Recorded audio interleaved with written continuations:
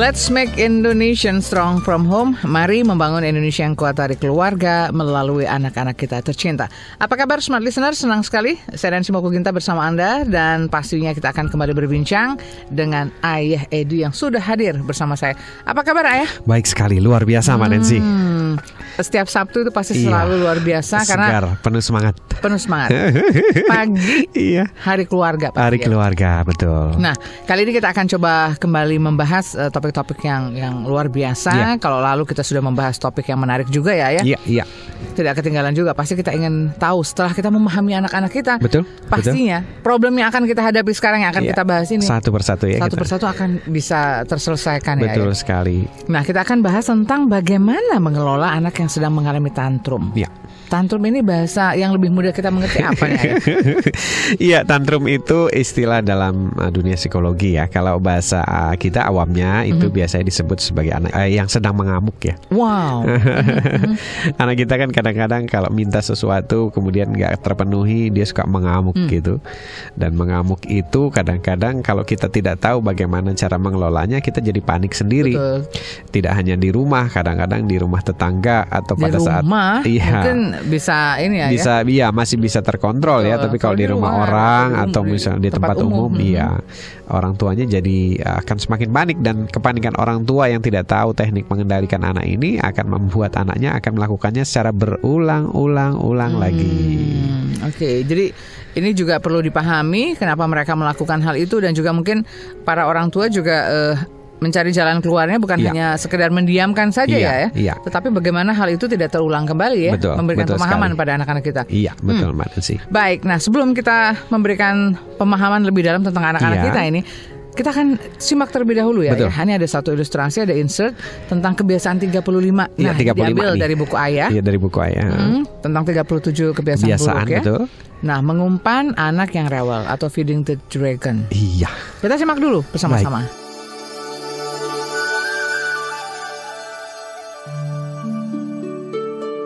Smart Listener, pada saat anak kita marah, merengek, atau menangis untuk meminta sesuatu yang tidak jelas dengan memaksa, biasanya apa yang kita lakukan sebagai orang tua adalah bukannya menanyakan langsung pada anak kita tentang apa yang dia sesungguhnya inginkan, melainkan kita mencoba mengalihkan perhatiannya dengan menawarkan hal-hal atau barang-barang lain untuk membuatnya diam atau mungkin lupa pada permintaan sebelumnya.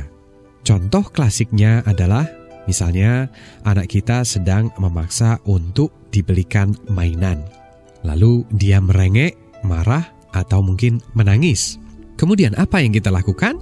Biasanya kita berusaha untuk membuatnya diam dengan berkata seperti ini misalnya. Dek, tuh lihat tuh, ada kakak pakai baju apa tuh? Tuh, warnanya bagus ya? Bagus sekali tuh bajunya. Atau contoh lain misalnya, Dek, lihat tuh gambar apa tuh? Gambar Spider-Man ya? Ya, tuh lihat tuh. Spider-Man-nya keren ya? Keren banget tuh, Dek. Smart Listener, lantas apa yang biasanya terjadi? Apakah ia akan makin tenang atau malah sebaliknya? Ia makin marah dan berperilaku buruk? Ya, Smart Listener, ingat pada saat anak kita sedang menginginkan sesuatu, ia akan tetap fokus pada apa yang diinginkannya. Selain itu, ia juga berusaha untuk mendapatkan perhatian dengan memancing emosi kita. Ya, anak kita pada umumnya adalah anak yang cukup cerdas. Dia tidak ingin perhatiannya dialihkan ke hal lain jika keinginannya belum terpenuhi. Ya, semakin kita berusaha untuk mengalihkan perhatiannya, maka semakin anak kita berperilaku buruk. Para orang tua yang berbahagia, lalu apa yang sebaiknya kita lakukan? Ya, selesaikanlah lebih dulu persoalan kita dengan anak kita dengan membicarakannya baik-baik dan membuat kesepakatan di tempat tersebut. Katakan juga padanya secara langsung apa yang kita inginkan terhadap permintaan anak tersebut. Seperti misalnya begini, sayang, mama belum bisa membelikan mainan itu saat ini. Jika kamu menginginkannya, maka kamu harus menabung terlebih dahulu. Nanti mama akan ajari cara menabung ya. Tapi jika kamu terus merengek seperti ini, maka kita tidak akan jadi jalan-jalan dan akan langsung pulang. Oke? Smart Listener, Ingat, jika kalimat ini yang kita katakan pada anak kita, maka apabila anak kita masih tetap merengek, maka segeralah kita pulang meskipun urusan belanjaan kita belum selesai. Jika pada saat kita ajak pulang kemudian anak kita berulah lebih buruk lagi, misalnya dengan menangis lebih keras atau bergulung-gulung di lantai, maka katakanlah padanya, "Sayang, kamu boleh nangis, tapi ingat, itu tidak akan mengubah keputusan apapun." Dan apa yang perlu kita lakukan adalah dengan membiarkan ia menangis dan menunggunya sampai berhenti. Jangan pedulikan orang lain yang memperhatikan atau menonton kita, karena mereka juga belum tentu tahu apa yang sebaiknya dilakukan dalam mendidik anak. Smart listener, sekali lagi, ingat, mendidik anak jauh lebih penting daripada belanja. Jadi utamakanlah mendidik meskipun belanjaan Anda belum lengkap. Karena jika kita berhasil melakukannya, maka anak kita tidak akan pernah mengulangi ulahnya lagi saat belanja berikutnya. Ya, para orang tua yang berbahagia dan saya cintai dimanapun Anda berada, begitulah yang sebaiknya kita lakukan dalam mendidik anak-anak kita tercinta, agar mereka tidak lagi berperilaku buruk dan suka melawan.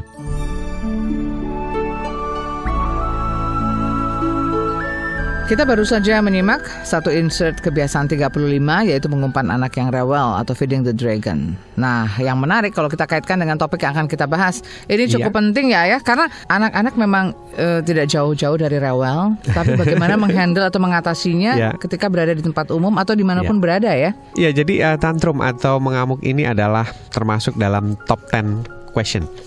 10 pertanyaan besar dari pengirim email kepada Ayah Edi ya. Kemudian ini akan menjadi sangat penting karena dialami oleh hampir setiap orang tua. Setiap rumah nih ya yang memiliki anak-anak pasti pernah mengalami. Betul. Hanya jenis tantrumnya beda-beda tergantung tipe masing-masing anak. Nah, kemudian permasalahan ini kalau misalnya orang tuanya tidak bisa mengelola nih Mbak, itu bahayanya adalah itu terbawa terus itu model tantrum itu. Betul. Jadi kalau misalnya pada saat mereka balita itu tidak terkelola dengan baik, akan naik ke SD. SD naik ke SMP dan seterusnya, tingkat perlawanannya semakin tinggi. Dan tantrum yang tidak terkelola dengan baik ini nanti pada saat SMP dia sudah ngelawannya fisik gitu. Apalagi SMA nanti kalau sudah badannya sama-sama besar sama orang tuanya, dia ngajakin berantem nanti.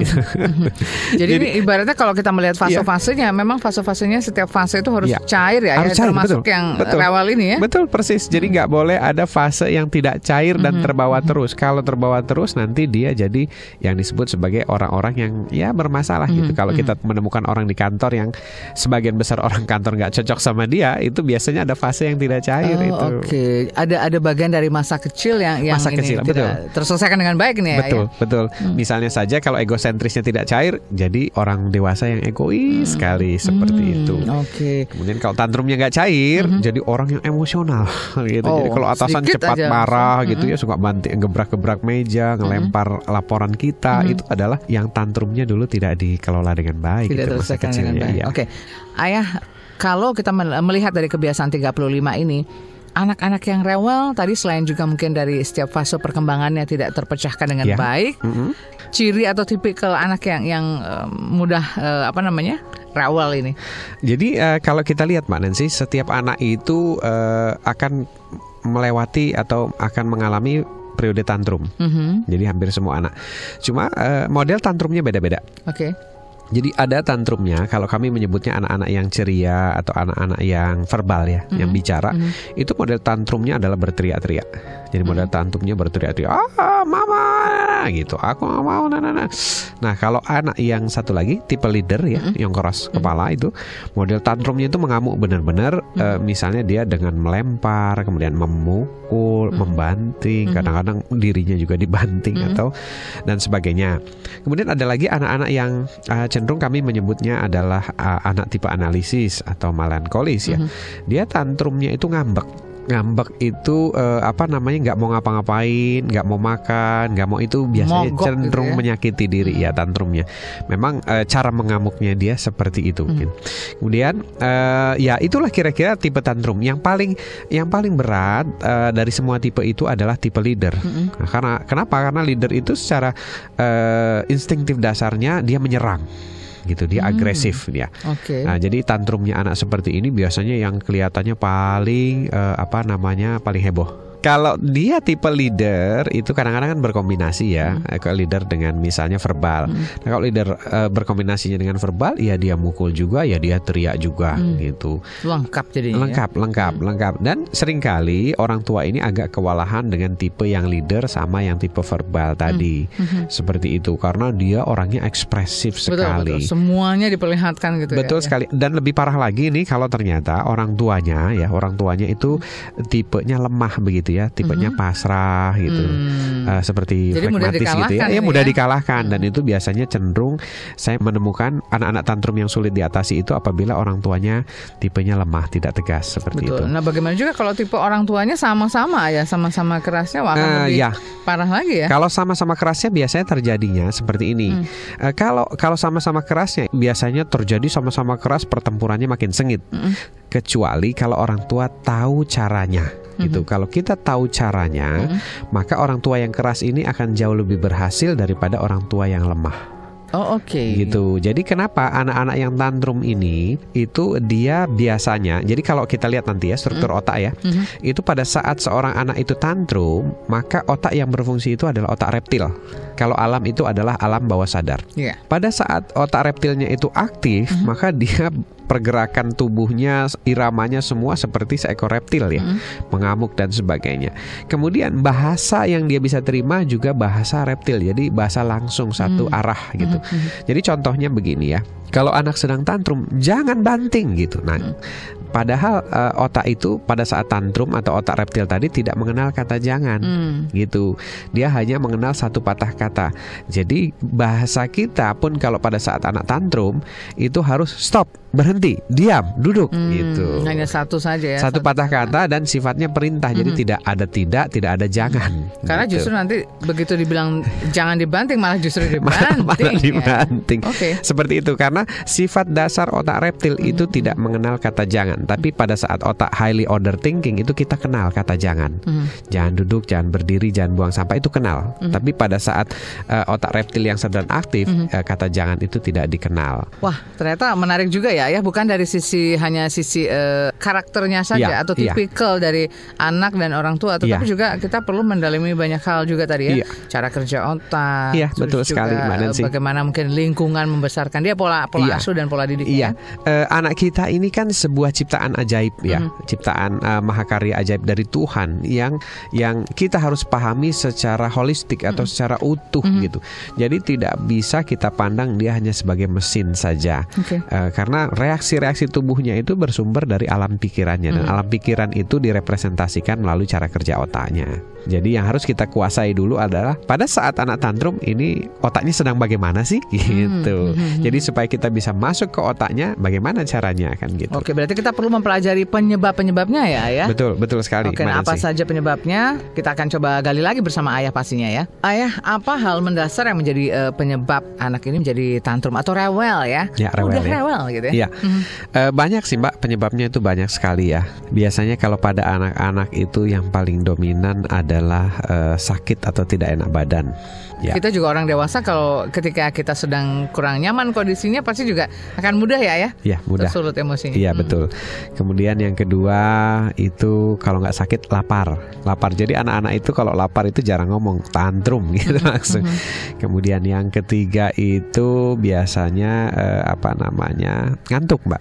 Anak yang ngantuk itu biasanya serba salah aja, bangun salah, duduk salah gitu bawaannya. Sudah mengalami kelelahan, memang udah di ini ya, di taraf memang perlu istirahat, jadi rasanya juga nggak nyaman Ayah ya.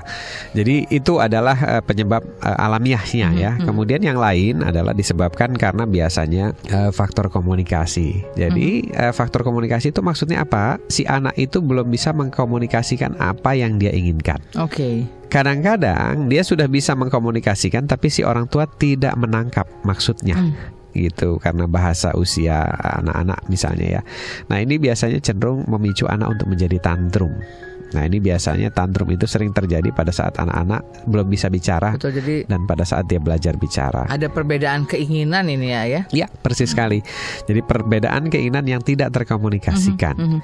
Kemudian yang lainnya adalah masih dalam perbedaan keinginan juga, cuma biasanya orang tua tidak bisa menawarkan jalan keluar, Mbak. Oh, tidak ada pilihan. Tidak ada pilihan buat anak. Ya? Iya.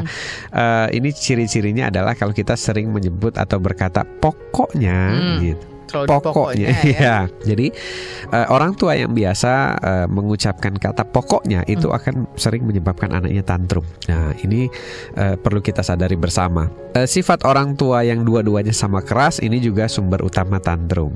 Gitu. Karena harus orang tua juga harus memahami ya. Iya, karena sifat orang tua yang bawaan lahirnya adalah leader itu biasanya tidak pernah merasa bersalah, selalu merasa benar. Jadi pada saat terjadi perdebatan dua-duanya merasa benar.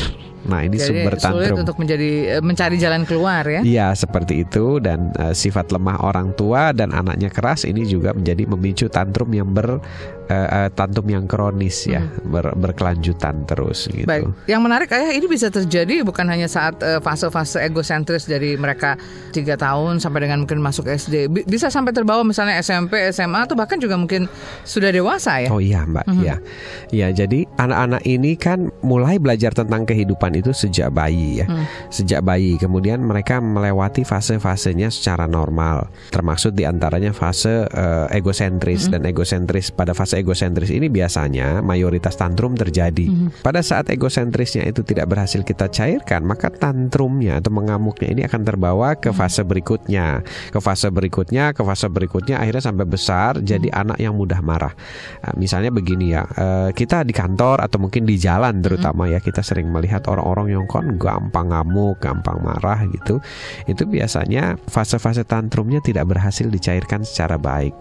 Jadi dia menjadi orang dewasa yang ya kalau kita sebut sebagai orang yang suka kalap gitu ya. Mudah emosi, suka mengamuk. Ya, kita sering juga sebenarnya lihat di kantor ada beberapa atasan kita yang sering tantrum seperti ini. Wah, ini sepertinya harus belajar mengelola emosi ya. Iya, jadi harus latihan lagi ini sama Pak Antoni Martin kalau sudah dewasa. Betul. Iya. Oke, semakin menarik, kita akan coba cari tahu lagi. Nah, ini setelah tadi tahu penyebabnya, pasti juga seperti apa sih proses terjadinya juga perlu dipahami oleh para orang tua masing-masing. Iya, betul. Sehingga nanti akan tahu bagaimana solusi terbaiknya atau tahu bagaimana cara menghandle anak-anak yang tantrum ini ya. Betul sekali. Tetap bersama kami di Indonesian Strong From Home. Ayah, setelah tadi tahu penyebabnya, lalu proses terjadinya itu dimulai dari apa? Apakah interaksi, tadi komunikasi nggak jalan ya? Iya.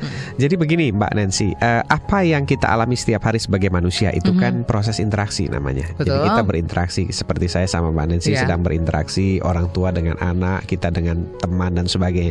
Jadi tidak ada setiap waktu itu yang kita lalui tanpa proses interaksi. Jadi kalaupun kita ngelamun, kita interaksi sama Tuhan gitu ya, termenung dan sebagainya. Jadi itu proses interaksi. Nah, proses interaksi inilah yang kalau misalnya kita tidak tahu cara mengelolanya, ini akan menjadi hal-hal yang kurang nyaman begitu bagi masing-masing pihak. Kecuali kalau misalnya kita tahu caranya. Jadi berawal semuanya dari proses interaksi. Jadi kita harus pahami bahwa setiap hari kita berinteraksi dan kita harus tahu bagaimana cara berinteraksi yang baik. Nah, seperti itu. Kemudian pada saat interaksi itu tidak jalan, tidak nyambung atau tidak merasa nyaman bagi salah satu pihak, maka reaksi dasar otak itu akan berpindah dari otak sehat menjadi otak binatang gitu ya kita sebutnya. Otak reptil. Otak reptil ya, otak sehat manusia atau otak berpikir sempurna gitu, berubah menjadi kayak otak reptil. Nah, pada saat otak reptil ini berfungsi, maka semua sifat-sifat reptil akan dimunculkan walaupun kita tubuhnya manusia, tapi efeknya reptil. Nah, ini dimiliki oleh anak kita maupun orang tuanya. Pada awalnya sebenarnya kebanyakan sifat-sifat reptil ini dipicu oleh orang tuanya. Jadi orang tua yang misalnya anak minta mainan, pada saat dia minta mainan itu dia belum tantrum, tapi dia baru punya keinginan. Nah, biasanya pada saat minta mainan kan anak mendadak berdasarkan emosional. Nah, sementara orang tua tidak tahu bagaimana mengelolanya. Apa yang terjadi? Orang tua akan bilang, enggak, jangan. Pada saat itulah si anak merasa tidak ada pilihan. Pilihannya apa? Pilihannya dia memaksa. Memaksa, mulai mencoba, memaksa, dan orang tuanya akhirnya merasa terpaksa. Mulailah orang tuanya membentak, keras dan sebagainya. Sebenarnya orang tuanya dulu yang mulai tantrum. Ada contohnya ya dari orang tua. Kemudian karena orang tuanya tantrum, akhirnya diikuti oleh anaknya yang juga tantrum. Nah, akhirnya dua-duanya tantrum. Pada saat dua-duanya tantrum, kita lupa bahwa kita juga sedang tantrum ternyata. Nah, yang kita ingat cuma ini anak saya ini lagi ngamuk gitu. Padahal kita sendiri juga dalam posisi yang sama, dalam otak yang sama. Nah, jadi ya itulah sebab-sebab yang pokok dari proses tantrum itu terjadi. Jadi awalnya ya kita sedang berinteraksi, kita sedang berkomunikasi, kemudian kita tidak bisa memberikan jalan keluar terhadap keinginan masing-masing pihak. Dan juga itu dilatar belakangnya contoh ya, karena orang tua yang lebih dulu memberikan contoh betul, reaksi seperti itu, maka akhirnya anaknya mengikuti reaksinya ya. Jadi kalau kita lihat sebenarnya tantrum ini adalah sebab utamanya ya, kejadiannya adalah pada saat tidak ada jalan keluar dalam sebuah proses interaksi. Dan tantrum itu juga terjadi tidak hanya anak sama orang tua ya. Demo-demo yang terjadi di jalanan, kemudian peperangan-peperangan yang terjadi sekarang ini, itu semua adalah proses tantrum sebenarnya. Yang kuncinya cuma satu, tidak ada jalan keluar kan. Betul. Gitu. Masing-masing keinginan yang tidak tercairkan ini. Iya, keinginan yang tidak tercairkan dan tidak diberikan jalan keluar. Akhirnya apa? Pilihannya tantrum. Jadi perang itu adalah klimaks dari proses tantrum. Jadi ketika anak sudah mulai CCP, cari-cari perhatian ya. Nah, ini orang tua juga harus interaksinya ini ya. Makanya kita perlu belajar menjadi orang tua yang baik adalah supaya kita bisa mengelola proses interaksi secara baik dan tidak memunculkan kasus-kasus tantrum pada anak. Dan kalau bisa dengan proses interaksi atau komunikasi yang baik ini, kita bisa mencairkan tantrum ini pada saat mereka usia SD paling lambat. Kenapa? Pada saat SD itu mereka sudah harus mulai berpikir untuk mengambil keputusannya sendiri, dan pada saat dia marah atau tidak marah itu adalah hasil keputusan dari berpikirnya. Betul. Seperti itu. Oleh karena itu memang sejak dini lebih baik ya kalau kita juga mengajarkan mereka untuk berpikir, lalu juga mereka melatih membuat keputusan sendiri. Betul, Mbak Nancy. Yang menarik dari dua proses terjadinya tantrum pada anak adalah selain proses interaksi, tadi juga ada proses bekerjanya sistem otak reptil. Wah, ini menarik nih Ayah. Ini perlu dijabarkan lebih jauh lagi nih. Jadi begini Mbak Nancy, otak manusia itu kalau kita sederhanakan ya, dia terdiri dari 3 lapis ya. Lapis pertama yang paling bawah gitu, itu disebut sebagai otak reptil. Ini otak yang paling tua ya. Otak manusia yang paling tua, otak reptil. Otak reptil ini mengatur reaksi-reaksi dasar yang sifatnya melawan atau lari. Dia cuma melawan atau kabur gitu. Melawan atau menghindar, itu reptil ya. Kemudian di tengah itu ada otak yang kita sebut sebagai otak emosional. Ya, dia mengatur proses interaksi apakah ini menyenangkan atau tidak menyenangkan. Kalau tidak menyenangkan, maka otak ini akan menghidupkan otak reptil. Tapi kalau menyenangkan, maka dia akan menghidupkan otak yang lapis ketiga yang paling atas, otak berpikir sehat. Pada saat orang tua dan anak berinteraksi, maka yang mensensor interaksi itu atau komunikasi itu adalah otak emosional gitu. Makanya ada kecerdasan emosi. Jadi otak emosional dia mensensor. Nah, kalau sensornya menunjukkan warna merah misalnya, tidak menyenangkan, tidak memberikan jalan keluar, maka otak ini secara otomatis mengaktifkan yang reptil, langsung on. Nah, pada saat otak reptil ini on, maka otak berpikir sehatnya off. Jadi dia tidak bisa bekerja bersamaan. Oleh karena itu, makanya pada saat tantrum itu reaksinya semua reptil. Tapi setelah tantrum selesai, mungkin sekitar 20 menit, maka seseorang biasanya akan menyesali perbuatan yang dia lakukan tadi. Kenapa? Karena dia sudah kembali ke otak sehatnya. Justru mungkin jangan sampai kita memancing kerja bekerja lapisan bawah, otak tua ini ya? Iya, otak reptil ini. Dan emosional tadi ya? Betul. Jadi pada saat proses interaksi, kita sedang berkomunikasi antara otak kita dengan otak anak kita. Nah, komunikasi pertama itu terjalin antara otak emosi kita dengan otak emosi anak. Nah, pada saat emosinya positif itu sebenarnya tanda-tandanya kita bisa lihat dari tubuh anak kita. Tapi pada saat tanda-tandanya negatif itu juga kita bisa lihat. Jadi nangis, kemudian merengek dan sebagainya itu adalah tanda-tanda negatif dari sebuah proses komunikasi otak. Komunikasi dan akhirnya bisa menjadi tantrum. Iya, pada saat otak anak kita sudah memutuskan masuk ke reptil, ya sudah, maka reaksinya semua jadi reptil. Betul. Proses interaksi dan juga proses bekerjanya sistem otak reptil ini menjadi proses terjadinya tantrum atau rewel ya, penyebab rewel anak-anak kita, dan ini kita masih bahas. Ini kita angkat dari kebiasaan 35 pada buku Ayah, itu 37 kebiasaan buruk, dan ini di posisi yang ke-35 ya Ayah, bagaimana mengumpan anak yang rewel atau feeding the dragon. Otak reptil ternyata punya pengaruh yang cukup besar ya ketika terjadinya proses tantrum ini. Tadi kalau kita tidak memahami susunan otak manusia dan cara bekerjanya, maka ketika lapisan bawah atau otak tua ini atau reptil ini yang lebih berfungsi, maka yang terjadi adalah anak-anak kita seperti tadi ya, CCP, cari-cari perhatian dengan rewel tadi ya. Rewelnya macam-macam, ada yang mungkin menangis, berteriak, ada juga mungkin dengan mengamuk ya, memukul ya.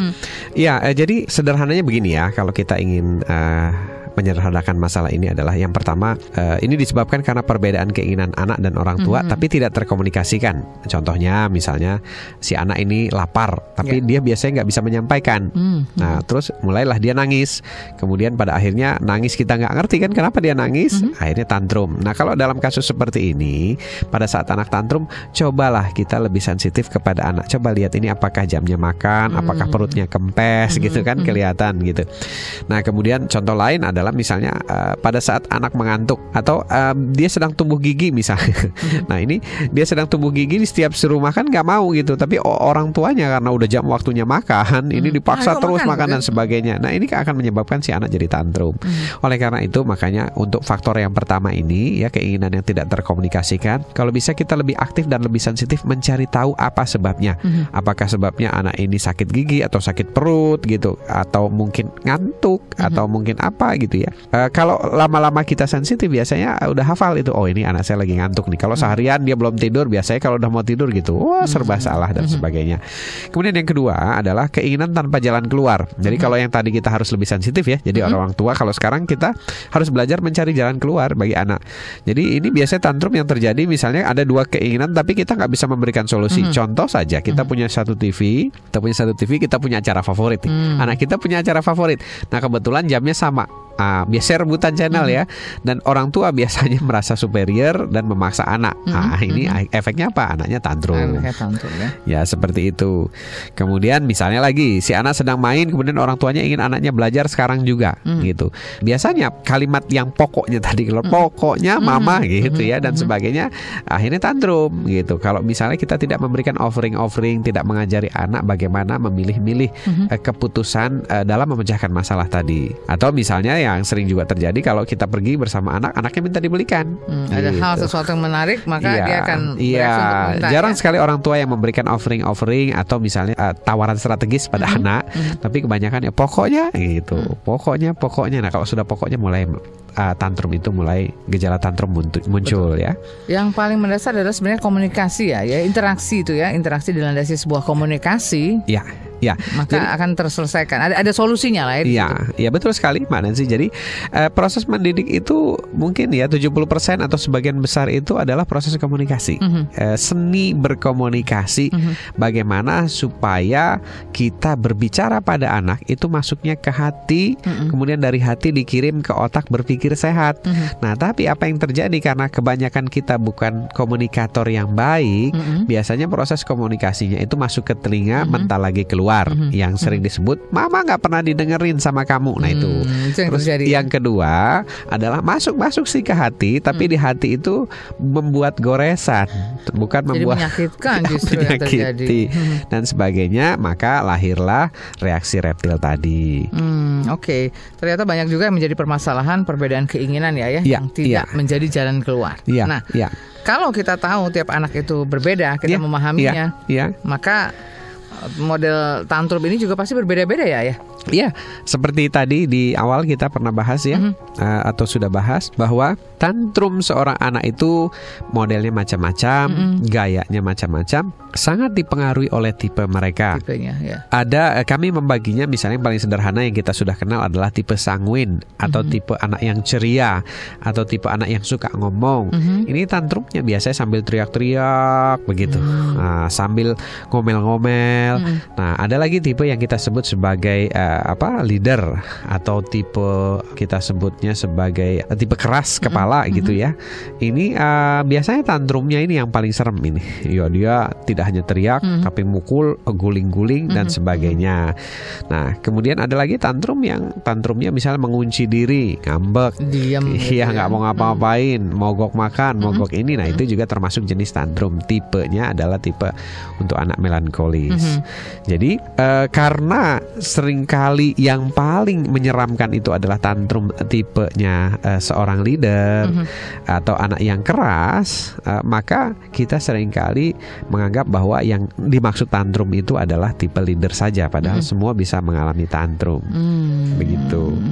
Oke, baik Ayah, nanti kita akan coba cari tahu dan gali juga tentang bagaimana mencegah dan mengelolanya ya. Karena ini juga hal penting untuk bisa mencari jalan keluar atau solusi terbaiknya. Betul karena sekali. Kalau komunikasinya tidak terbangun dengan baik, maka yang akan terjadi adalah terulang lagi ya. Apalagi pada tipe orang tua yang lemah tadi ya. Betul sekali. Terulang lagi ya. Ini kami abadikan dalam buku kami yang menjadi kebiasaan yang salah dari orang tua, yakni kebiasaan 11, yakni price for bad attitude, atau menghadiahi anak pada saat tantrum, gitu. Jadi maksudnya apa sih? Maksudnya adalah kita kan biasanya dimintai mainan, bilang enggak begitu ya. Tapi begitu anaknya tantrum di depan umum dan mempermalukan kita, kemudian kita malu, akhirnya jadi iya. Nah, ini justru kebiasaan inilah yang menyebabkan tantrum itu akan diulangi lagi dan diulangi lagi oleh anak kita. Seperti itu, Mbak Nancy. Ayah, kalau tipikal orang tuanya juga keras, ini tadi Ayah katakan bahwa itu akan lebih mudah ya, betul sekali, mengatasi anak-anak yang tantrum ini. Iya, betul sekali. Mungkin ada contohnya seperti apa ya? Jadi begini, seorang anak yang tantrum ya, itu reaksinya kan reaksi otak reptil ya. Reaksi otak reptil itu ada yang menyebut juga namanya reaksi militan. Ya, reaksi militan atau reaksi yang biasa digunakan oleh orang-orang militer. Nah, pada saat tantrum, otak ini hanya bisa menerima kalimat-kalimat yang sifatnya keras dan tegas. Gitu.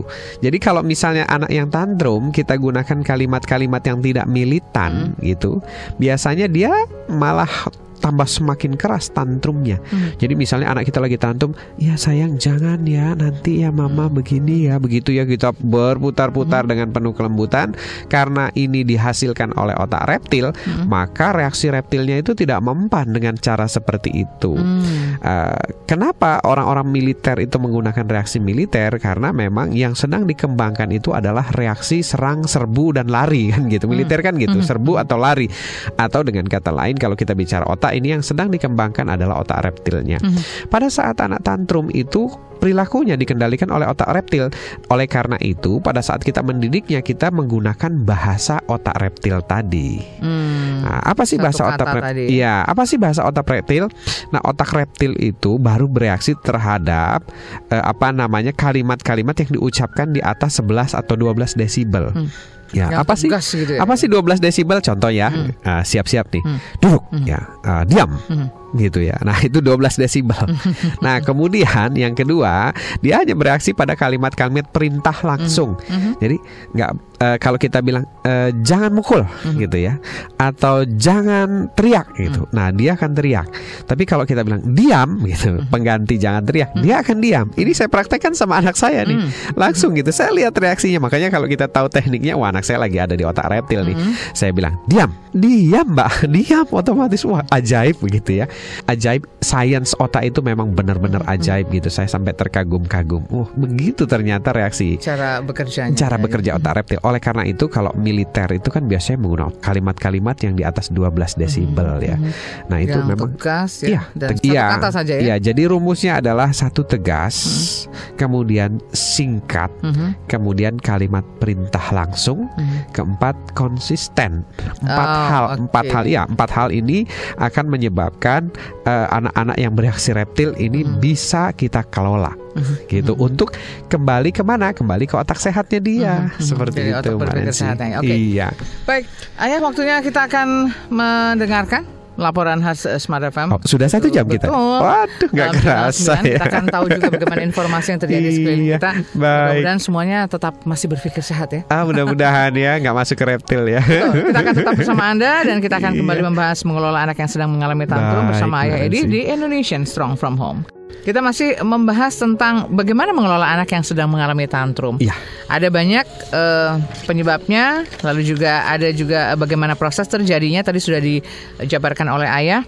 Nah, bagaimana interaksi kita terhadap anak-anak yang tantrum ini? Mungkin Ayah bisa ulas sejenak, karena mungkin ada yang baru bergabung ini, Ayah. Boleh, Mbak Nancy.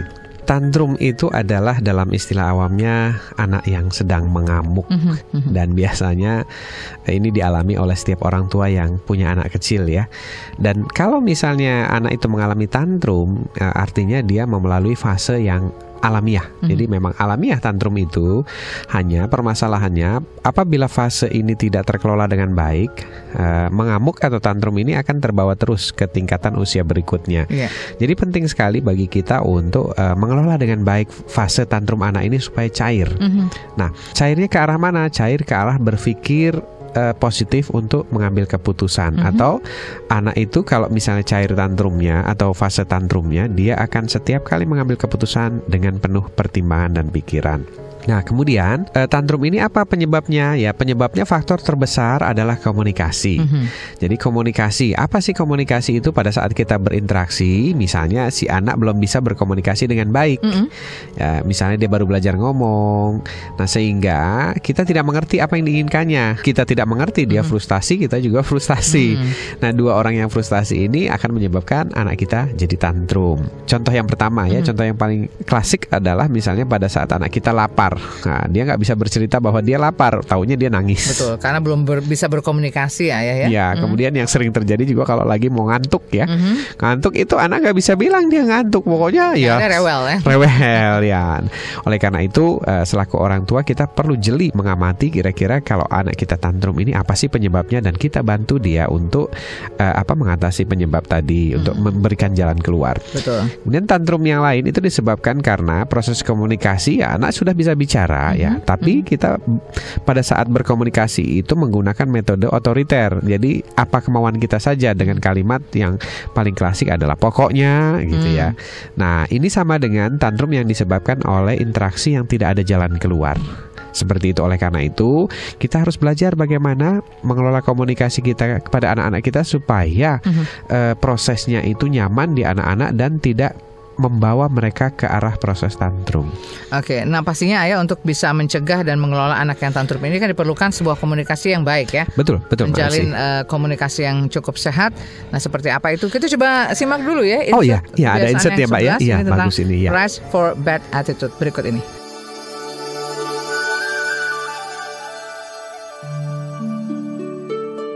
Smart Listener dimanapun Anda berada, seringkali karena kita tidak konsisten, maka secara tidak sadar kita telah mengajari anak kita untuk melawan kita. Contoh yang paling klasik adalah pada saat kita sedang bersama anak-anak kita di tempat umum. Anak kita misalnya meminta dibelikan sesuatu seperti permen atau mainan, dan kita mengatakan padanya, tidak boleh, enggak, kamu tidak boleh beli mainan atau permen. Lalu anak kita terus merengek, dan rengekannya semakin kuat hingga menjadi teriakan atau gerakan perlawanan. Ya, kita masih mencoba tetap konsisten. Kita katakan padanya, no, tidak. Namun anak kita yang sungguh cerdas itu ternyata tahu kelemahan kita. Maka pada saat kita berada di antrian bayar di depan kasir, dia mulai merengek lagi dengan kekuatan penuh untuk membuat kita malu di depan umum. Sampai akhirnya kita mengabulkan permintaannya. Ya, misalnya dengan berucap seperti ini. Ya sudah kalau gitu kamu ambil aja, tapi satu ya, satu saja cukup ya. Nah, apa yang terfikir oleh anak Anda? Aha, aku berhasil. Begitu kata anak kita dalam hati. Smart listener dimanapun Anda berada, saat itulah anak kita belajar bahwa untuk bisa mendapatkan apa yang diinginkannya, maka dia harus membuat perlawanan yang cukup heboh di tempat yang dalam kurung strategis. Anak kita belajar dari pola tersebut bahwa permintaan akan bisa dikabulkan jika melalui perlawanan yang gigih. Kejadian ini pun akan diulangi lagi dan dicobakan pada permintaan-permintaan lainnya dalam situasi yang lain. Jika perlu dengan cara yang jauh lebih keras dan lebih heboh lagi. Para orang tua yang berbahagia, apa yang sebaiknya kita lakukan? Ya, sebaiknya kita tetaplah konsisten. Tidak usah malu pada orang lain atau siapapun. Kita tidak usah takut dikatakan sebagai orang tua yang misalnya tega atau kikir dan sebagainya. Orang yang ternyata berpikir seperti ini pasti belum pernah mendengar acara ini dan mungkin juga sebenarnya dia mengalami masalah yang sama dengan anaknya di rumah. Jadi ingatlah bahwa pada saat kita sedang mendidik anak, sekali kita berhasil, maka anak tidak akan pernah mau mencobanya lagi. Anak kita adalah pembelajar yang sangat baik berdasarkan pengalaman-pengalamannya dan pola asuh yang diterapkan oleh orang tuanya. Kita mungkin mudah lupa terhadap kejadian-kejadian yang kita alami, tapi anak kita tidak. Setiap kejadian yang dia menangkan, misalnya dalam kasus seperti tadi, akan selalu dia ingat dan dia akan membuat pola yang hampir mirip untuk mendapatkan kemenangan-kemenangan lainnya. Jadi ingatlah sekali lagi, tetaplah konsisten dan pantang menyerah. Karena cinta itu bukan berarti harus membolehkan segalanya, memberikan segalanya dan mengizinkan segalanya. Namun juga perlu ketegasan pada saat-saat yang dibutuhkan. Begitulah kira-kira yang sebaiknya kita lakukan.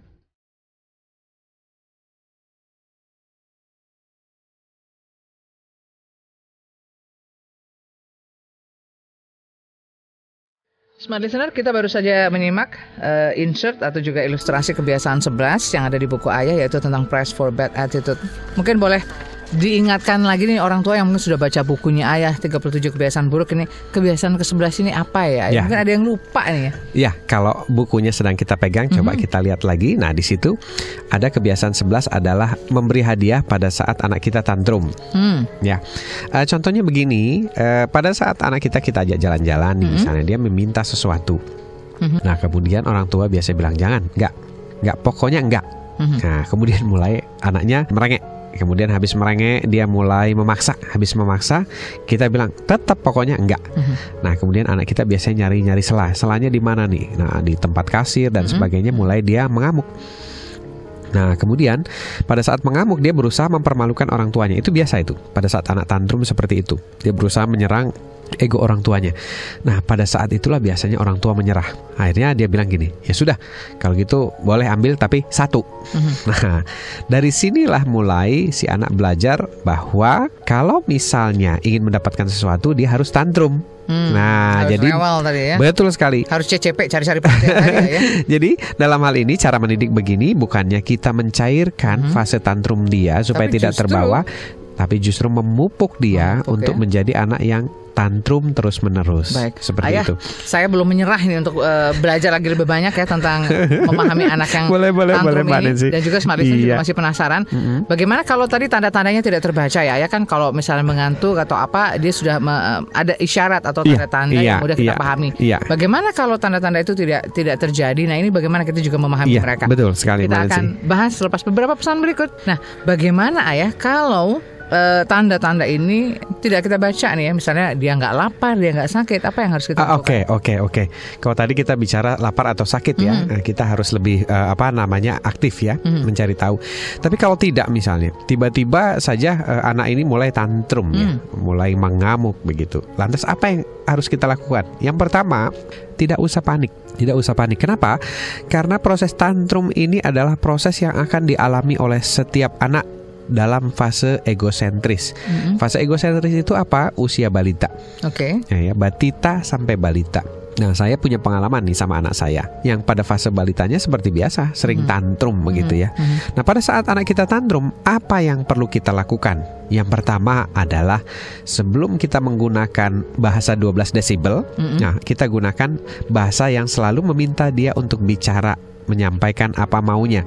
Jadi saya selalu bilang anak saya namanya yang pertama Dido, yang kedua Dimas ya. Ada contohnya ya. Ada contoh real ya, dan di rumah ya. Iya, Dido ini kelihatannya sudah berhasil mencairkan fase tantrumnya begitu. Saya selalu dulu mendidik anak saya begini. Setiap kali dia tantrum, dia nangis, saya bilang, "Ayo bicara. Ayo nak bicara. Bicara sama ayah." Nah, kebetulan dia sudah bisa mulai bicara ya. Nah, yang adiknya itu baru belajar bicara. Nah, kadang-kadang adiknya itu juga bicara tapi kita nggak ngerti. Ngomong aja oh iya, oh gitu ya nak ya. Oh sebabnya gitu ya. Jadi pada saat anak kita yang belajar bicara, kemudian kita minta bicara, kemudian dia bicara dan kita tidak mengerti, jangan sampai kita menunjukkan tidak mengerti. Nanti harga dirinya juga nih. Ya, harga dirinya akan jatuh gitu, akan nggak mau bicara lagi. Jadi saya selalu begitu. Nah, nanti karena saya nggak ngerti, seringkali dia masih marah kan. Terus saya tunjukin, yang ini bukan, dia ngangguk. Yang ini bukan. Akhirnya kita pakai bahasanya bahasa body language ya, bahasa isyarat satu sama lain sampai akhirnya ketemu, oh ini. Lama-lama kita hafal maunya anak kita. Nah, jadi selalu ajak anak kita bicara. Nah, nanti anak-anak kita itu akan terlatih mulai dia bicara. Kemudian bilang begini sama anak kita waktu itu ya, kalau kamu nangis terus, ayah nggak tahu apa-apa, ayah nggak bisa bantu. Tapi kalau kamu bicara, ayah bisa bantu. Ayo bicara nak, bicara. Jadi saya ajak anak saya untuk bicara terus. Tapi kalau dia nggak bicara juga, apa yang terjadi? Oke, kalau kamu nggak mau bicara, itu pilihan kamu. Saya bilang begitu. Itu pilihan kamu nak. Nah, sekarang kamu boleh nangis sampai puas. Tumpahkan emosi kamu. Nanti kalau sudah selesai nangis, bicara lagi sama ayah. Nah, jadi saya kasih kesempatan anak saya boleh marah gitu, karena marah itu kan sebuah proses yang alami dan harus ditumpahkan. Jadi ya saya biarkan saja anak saya nangis 30 menit nangis, nggak apa-apa nak, nggak apa-apa. Nanti kalau kamu udah mau bicara, ayah siap untuk mendengarkan.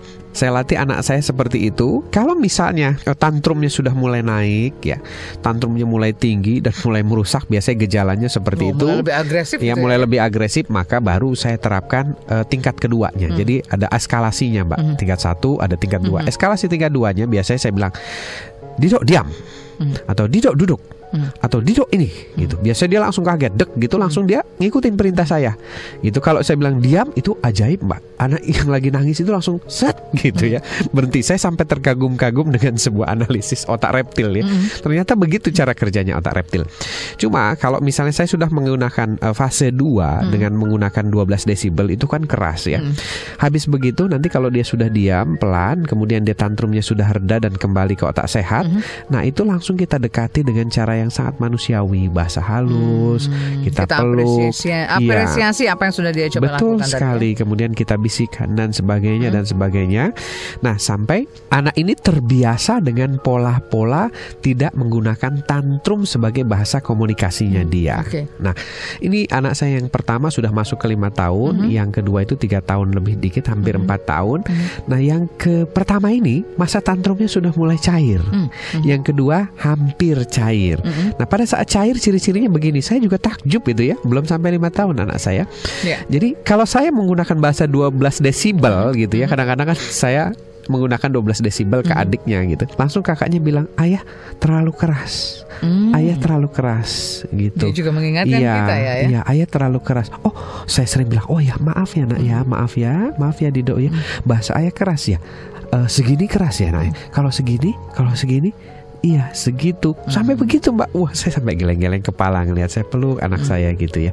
Nanti ayah pakainya bahasa lembut. Nah untuk anak yang pertama setiap kali mulai dia tantrum, nah tantrumnya nggak setantrum dulu, udah cair, udah lebih. Saya selalu bilang gini, Mas Ido kan Mas Ido kan ingin ayah bahasanya lembut. Mas Ido kenapa melakukan itu gitu. Terus akhirnya dia cerita gitu, kalau ayah ingin Mas Ido nggak lakukan itu, Mas Ido mau. Terus dia ngangguk. Jadi komunikasinya mulai terbangun seperti komunikasi kita dengan orang dewasa. Itu 5 tahun Mbak, 5 tahun. Jadi alangkah indahnya kalau kita bisa mengelola anak-anak kita supaya fase tantrumnya cair sebelum dia masuk ke SD. Nah itu nanti dia akan menjadi anak-anak yang komunikatif sekali. Semuanya seperti bisa dibicarakan, semua bisa dikomunikasikan. Iya, kalau mereka sedang tantrum kan bahasanya adalah teriak, kemudian pukul, kemudian lempar. Ekspresi yang lebih ditonjolkan. Iya, seperti itu. Dan pada saat anak kita mulai mencair fase tantrumnya, dia bisa mengingatkan kita yang kadang-kadang secara tidak sadar juga terpancing ke fase tantrum, Mbak. Kita juga manusia, orang dewasa yang dulu dididik dengan tidak mungkin ya tidak menggunakan metode alamiah atau ilmiah ini, juga suka kadang-kadang meletup tantrumnya. Dan anak kita adalah sebagai pengingat. Pada saat dia sebagai pengingat, maka harus kita buka pintu kita lebar-lebar dengan meminta maaf. Karena kita ajak anak kita sebagai partner untuk reminder kita berbuat lebih baik. Dari contoh yang ayah sudah coba terapkan ya bersama Dido dan Dimas, menarik sekali. Karena apa? Anak-anak ternyata memahami mengerti hal itu, dan mereka bisa diajak berkomunikasi walaupun mereka dengan bahasa mereka ya. Iya. Pada saat anak saya dulu belum cair ya Mbak ya, saya menggunakan metodologi fase 3 ya. Jadi tadi yang satu adalah kita minta dia bicara ya, rumusannya. Kemudian yang eskalasi 2 adalah kita minta dia diam, duduk ya dengan bahasa 12 desibel. Yang ketiga eskalasinya adalah dengan time out namanya. Time out. Jadi kalau misalnya dia sedang mengamuk, saya berikan time out. Saya kasih pilihan, kamu marahnya sambil duduk atau mau masuk kamar mandi. Saya kasih pilihan. Biasanya dia duduk. Nah kalau duduk dia nggak mau, saya kasih kamu mau masuk kamar mandi. Nah mau masuk kamar mandi, saya kasih pilihan lagi, mau masuk sendiri atau ayah yang ajak masuk. Nah nanti kalau kadang-kadang kan adiknya itu tantrumnya kayaknya lebih leader ya, lebih kuat. Nah saya kasih pilihan lagi, mau masuk kamar mandi, lampu dinyalakan atau tidak dinyalakan. Jadi sampai eskalasi tertingginya adalah lampu dimatikan. Kalau sudah lampu dimatikan, biasanya tantrumnya mulai reda. Dari proses eskalasi itu dari tahun ke tahun itu terus dikurangi. Sekarang sampai bahasanya begini. Kalau dia mau memukul gitu ya, dia kemarin udah bisa bilang nggak mukul kok, cuma ngangkat tangan aja. Aduh, habis ngangkat tangan nanti turun tangan ya nak. Gitu. Jadi ayah eskalasi 1, 2, dan 3 itu kita lakukan juga terhadap bagaimana mereka mengekspresikan tantrumnya itu tadi ya. Betul. Jadi tantrum sendiri kan ada tingkatannya ya. Ada tingkatan 1 merengek misalnya ya.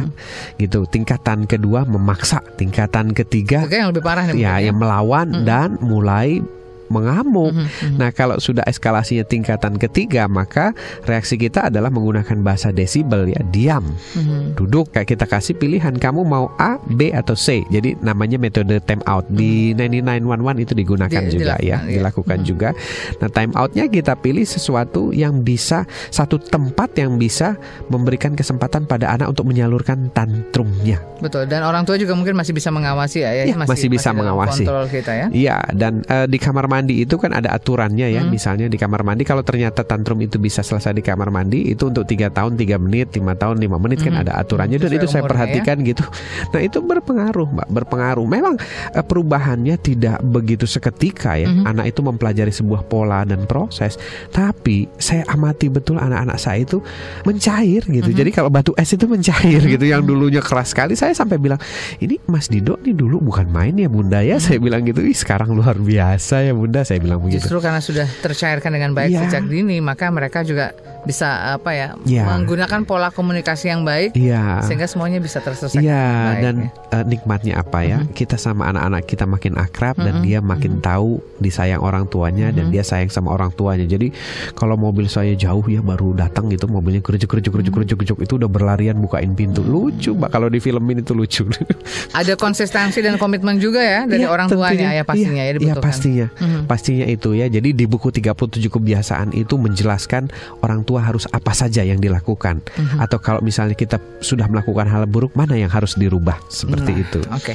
Kita juga masih akan mencari tahu lagi, Ayah, bagaimana kalau ini terjadi di tempat umum. Pasti kan cara penanganannya akan berbeda. Iya juga. Setiap fase ketika anak itu sudah mulai beranjak remaja, itu juga pasti akan berbeda cara mengatasinya. Nah, tadi Ayah kalau itu berada di lingkungan rumah, mungkin akan lebih mudah ya cara mengatasinya. Iya. Tetapi bagaimana ketika berada di tempat-tempat umum seperti itu? Ya, jadi gini Mbak Nancy, kalau tekniknya hampir sama, cuma masalahnya kalau di tempat umum kita ada semacam perasaan malu dilihatin orang. Nah, itu yang paling berat sebenarnya. Dilihat orang, dilihat satpam dan sebagainya. Atau mungkin dapat julukan gitu ya. Saya pernah dulu ada kejadian ya, saya ceritakan. Saya punya ponakan ini sering tantrum. Kenapa? Karena dia dididik oleh neneknya. Kemudian neneknya itu tidak mempelajari bagaimana cara mendidik. Jadi kurang lebih tidak membaca buku 37 kebiasaan. Jadi muncullah kebiasaan-kebiasaan yang menyebabkan anaknya tantrum, khususnya kebiasaan 11 tadi. Sewaktu ketika saya ingin pergi ke mall gitu ya, atau ke supermarket ya. Terus dia pengen ikut, masih kecil ya, masih ikut. Terus kata neneknya, jangan ikut. Kenapa? Oh, dia selalu minta ini maksa, minta itu maksa. Oh ya, kalau sama saya enggak, saya bilang begitu. Ya enggak minta apa-apa ya. Oke. Habis itu jalan. Bener apa yang dibilang si nenek. Begitu sampai di satu tempat dia minta ini maksa. Ya, maksa saya terapkan tekniknya.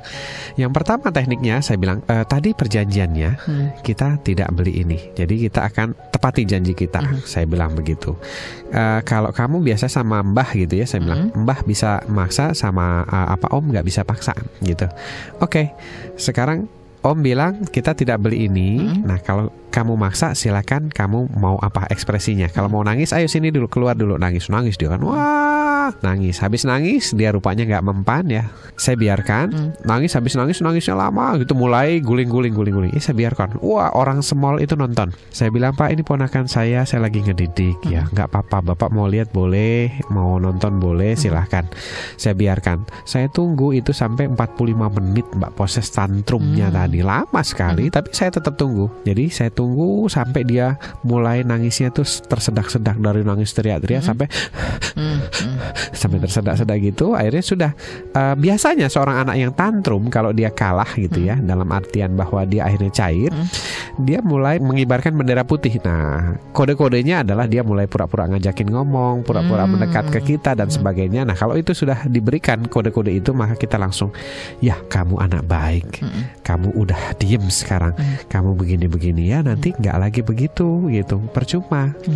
Kalau kamu mau minta dari awal, nanti kita akan rencanakan mau beli apa. Tapi kalau memaksa seperti ini, nanti kejadiannya kamu boleh lagi nangis seperti itu. 1 kali begitu, 2 kali begitu, 3 kali, nggak pernah lagi dia tantrum di tempat umum. Kenapa? Karena saya menerapkan sistem konsisten atau bisa dipercaya. Jadi kita sebelum mendidik anak kita harus menjadi orang tua yang bisa dipercaya dulu, supaya anak kita percaya kalau ayahnya ngomong A pasti A, kalau ayahnya ngomong B pasti B. Itu contoh yang sederhana. Di rumah anak saya belakangan ini suka buang-buang susu ya, susunya suka dibuang-buang. Saya bilang, nah kalau susunya dibuang, susu itu dibeli dengan uang, kemudian susu itu sesuatu yang berharga. Kalau kamu buang, kamu hari ini nggak minum susu. Kamu mau buang atau enggak? Dia buang lagi. Oke, nggak minum susu.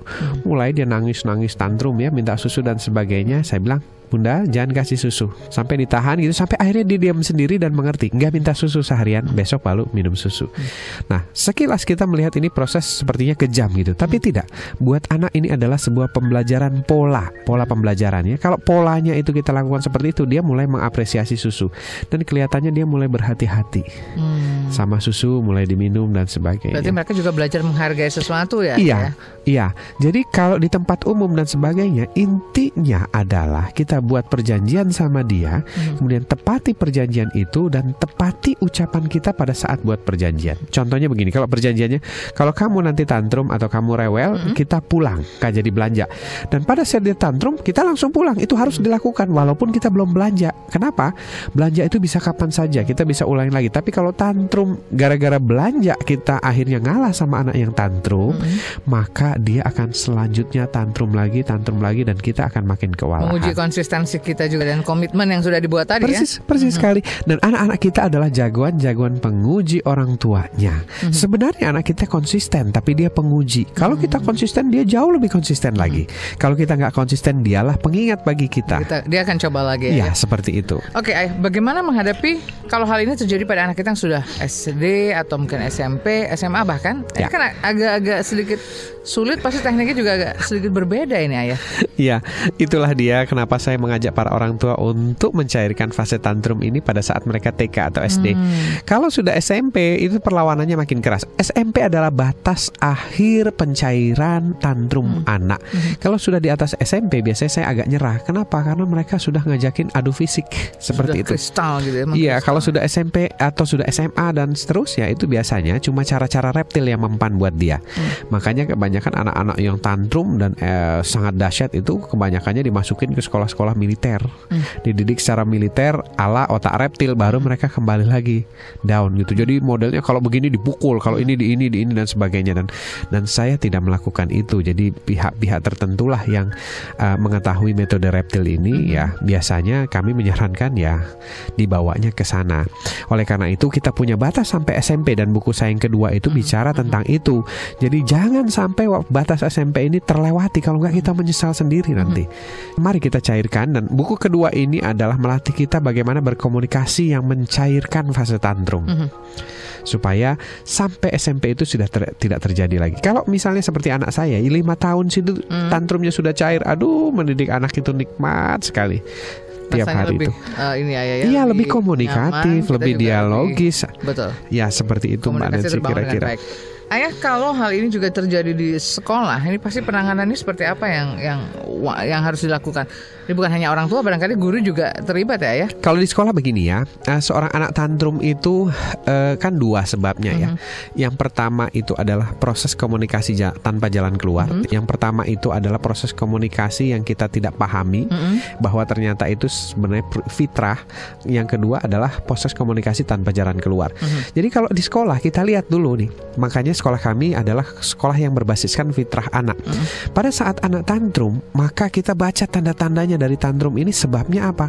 Kalau ternyata justru kita pola pembelajaran yang keluar dari fitrah si anak, maka pola pembelajaran dan sistem pembelajaran guru lah yang dirubah. Jadi bukan anaknya yang dipaksa seperti itu. Tapi kalau misalnya ternyata tantrum ini merupakan attitude yang dibawa dari rumah, misalnya kalimat-kalimat jorok, bego lu gitu ya, tolol lu.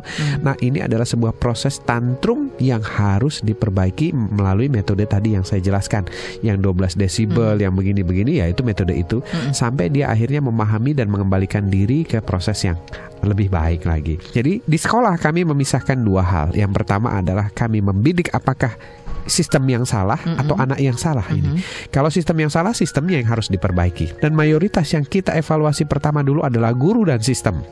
Kalau sistemnya itu sudah sesuai fitrah, tapi anaknya ternyata masih tantrum, maka kita pakai yang kedua. Yang kita gunakan adalah buku 37 kebiasaan dan mendidik anak zaman sekarang itu. Itu dipraktekkan oleh guru-guru kami. Oke, menarik. Jadi fitrah anak wajib ya kita pahami, kita ketahui, karena itu merupakan solusi terbaiknya. Sekarang begini misalnya ya. Ada anak yang fitrahnya kinestetik. Anak kinestetik itu otaknya baru bisa bekerja kalau dia bergerak. Kalau badannya bergerak. Artinya apa? Anak ini kalau belajar sambil bergerak-gerak, lari sana sini, nggak bisa duduk tenang. Itu fitrah buat dia. Tapi kalau kita tidak tahu itu fitrah, kita memaksa dia duduk terus menggambar, mengerjakan sesuai keinginan guru, akhirnya si anak tantrum. Nah, kalau dalam kasus ini tantrum si anak itu disebabkan karena kita melakukannya tidak sesuai fitrah, maka kitanya yang harus berubah. Tapi kalau misalnya si anak tadi sudah kita fasilitasi sesuai fitrah, tapi kemudian suka memukul, kemudian suka menyakiti temannya, nah ini yang harus kita kelola, yang namanya attitude-nya melalui metodologi tadi. Nah, pertama bicara, ya, kemudian kita buat 12 desibel, kemudian kita kasih offering, mau begini, atau begini. Oke. Saya sudah memberikan pilihan-pilihan, saya pilih untuk kita bahas dulu ya. Oke, baik. Sebelum kita tantrum. Sebelum kita bahas lebih jauh dan kita sampai di sesi yang terakhir. Nah, Ayah, tadi setelah kita tahu penyebab juga bagaimana solusinya, mengelolanya, rasanya kurang lengkap kalau hanya kita bahas di 2 jam ini ya di Indonesian Strong from Home. Ada mungkin cara lain juga untuk bisa belajar lebih banyak lagi untuk mengatasi anak-anak yang tantrum ini. Ya, jadi kalau misalnya para orang tua sekalian mencatat, kemudian juga mungkin ada yang merekam gitu, ini adalah gambaran umum. Gambaran global bagaimana mengatasi anak tantrum. Nah, gambaran detailnya atau lebih detailnya lagi mengenai bagaimana kita merubah kebiasaan itu ada di buku 37 kebiasaan. Jadi, kalau kita ingin berhasil, kita akan mengkombinasikan talk show ini dengan mempelajari buku 1, buku yang pertama. Kemudian, teknik komunikasi supaya anak kita, jadi setelah fase tantrumnya mulai cair, menggunakan buku kedua. Buku kedua supaya anak kita bisa lebih terbuka, dialogis seperti anak saya yang 5 tahun tadi. Itu saya sudah di 5 tahun sudah menggunakan buku yang kedua, seperti itu. Jadi 2 buku itu plus talk show kita hari ini, itu kalau kita hayati betul, insya Allah kita akan berhasil membantu anak kita melewati fase tantrumnya. Seperti itu. Dan kalau itu terlampaui, aduh, enak betul kok mendidik anak itu, swear. Ayah mungkin ada workshop atau mungkin seminarnya untuk bisa mempelajari ini atau tahu bagaimana polanya ketika menghadapi anak-anak yang sedang tantrum ini. Iya, dulu sih kita sempat rancangkan ya, cuma karena jadwal belakangan ini jauh lebih padat begitu. Jadi kami belum sempat untuk membuatkan kembali workshopnya. Nanti kalau ada kita akan segera umumkan di Smart FM. Nah, setidaknya kalau mungkin ada yang ingin membuat sebuah seminar atau workshop. Kalau ingin tahu informasinya, kami juga punya yang namanya website yang bisa diakses ya. Boleh dicatat ini, Bapak Ibu sekalian bisa mengunjungi website kami di www.ayahkita.blogspot.com. Atau kalau punya masalah-masalah spot itu biasanya kami menjawabnya melalui majalah. Jadi kalau tidak bisa melalui Smart FM, kita menjawabnya secara tertulis melalui majalah, yakni majalah Mother and Baby. Itu di halaman Ayah Edi Menjawab, itu dikasih 1 halaman penuh itu di sana. Nah, kemudian kalau ingin misalnya mengirim kasus-kasus yang nanti akan dibahas di Smart FM berdasarkan kasus yang kita pilih, itu bisa mengirimkan melalui email. Emailnya itu di ayahedi@yahoo.com. Nah, seperti itu. Nah, untuk informasi misalnya ingin mengundang seminar, in-house, workshop dan sebagainya, itu bisa ditelepon ke 0816 182 2323 atau 021 929 60078. Nah, termasuk ini banyak acara-acara sekarang lagi rame ini, acara kampanye yang tematiknya mendidik anak. Jadi ini sangat menarik, ada pergeseran fenomena ya, yang dulu kampanye itu membagi-bagikan uang, sekarang lebih membagi-bagikan ilmu. Dan saya bersyukur sama Tuhan bahwa saya banyak diajak untuk berkampanye, tapi tidak untuk mempromosikan partainya, tapi mendidik orang tuanya.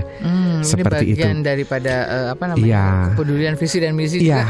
Kepedulian visi mencerdaskan ini ya.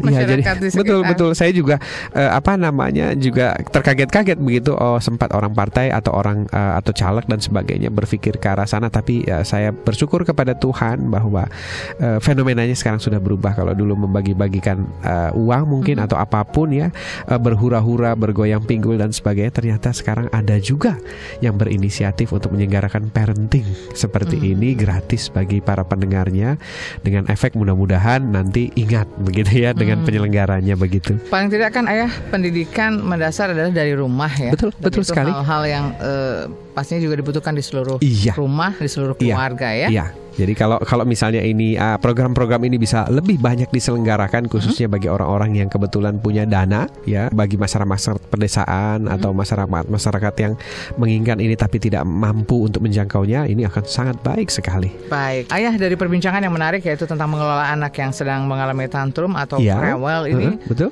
Mungkin ada beberapa poin-poin penting yang bisa kita sharingkan lagi sebagai kesimpulannya dari perbincangan kita ini. Iya, baik. Jadi kesimpulan kita adalah, pertama, tantrum itu adalah proses alamiah dari anak. Jadi anak ngamuk itu adalah hal yang wajar. Kita nggak usah panik. Kalau anak kita berada di tantrum, berarti dia ada di fase egosentris namanya. Tugas kita adalah bukan untuk panik, tapi mengelola mereka supaya cair, supaya tantrum ini tidak terbawa di usia SD. Caranya bagaimana? Caranya mempelajari sebab-sebab tantrum. Jadi sebab tantrum itu disebabkan biasanya faktor komunikasi. Komunikasi yang tidak lancar. Disebabkan karena kita punya kebiasaan yang buruk plus cara komunikasi kita tidak menyentuh hati tapi menyakiti hati. Dan singkatnya Bapak Ibu sekalian itu bisa pelajari di 2 buku kami, di 37 kebiasaan dan cara mendidik anak zaman sekarang. Kalau misalnya 2 itu bisa kita kuasai kemudian kita praktekkan pelan-pelan. Memang tidak gampang, yang namanya mempraktekkan suatu ilmu baru itu tidak gampang, dan saya terus mempraktekkan bagi anak saya. Hasilnya luar biasa. Jadi dalam usia 5 tahun anak saya menjelang 5 tahun itu sudah bisa berkomunikasi layaknya orang dewasa. Seperti itu Mbak Nancy. Jangan lupa nih Ayah, kita tutup dengan tips of the day. Oke, tip of the day-nya adalah mari kita ubah pikiran kita ke arah yang lebih positif. Jadi semboyannya adalah jadi begini, bukannya jika saya bisa saya sih mau gitu. Tapi yang benar adalah jika kita mau pasti kita bisa. Jadi yang pasti adalah harus ada kemauan terlebih dahulu. Betul, ya. Pastinya kita akan mudah untuk melakukannya. Betul Pasti sekali. bisa melakukannya. Baik, terima kasih Smart Listener.